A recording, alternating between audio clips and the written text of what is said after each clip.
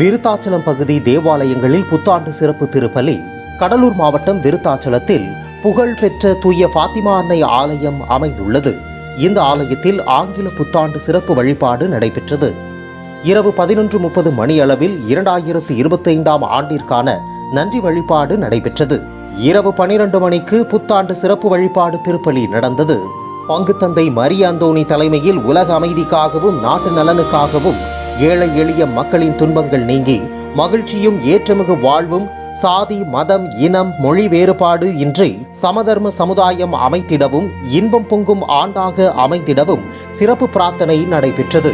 இந்த வழிபாட்டில் சிறப்பு விருந்தினராக சென்னையைச் சேர்ந்த அந்தோணிசாமி, இறுதியில் பங்கு பேரவை துணைத் தலைவர் அந்தோணி குயின், துணை செயலாளர் ராயப்பன், பொருளாளர் மேரி ஜெனட், இவர்களுடன் பேரவை செயலாளர் வேளாங்கண்ணி பங்கு தந்தைக்கும் பங்கு பேரவைக்கும் பக்த சபைகள் அன்பியங்கள் பாடகர் குழுவிற்கும் பங்கு மக்கள் அனைவருக்கும் புத்தாண்டு வாழ்த்துக்களுடன் நன்றி கூறினார். இதில் ஏராளமான கிறிஸ்தவர்கள் புத்தாடை உடுத்தி கேக் வெட்டி வான வேடிக்கைகள் நிகழ்த்தி ஒருவருக்கொருவர் வாழ்த்து தெரிவித்துக் கொண்டனர்.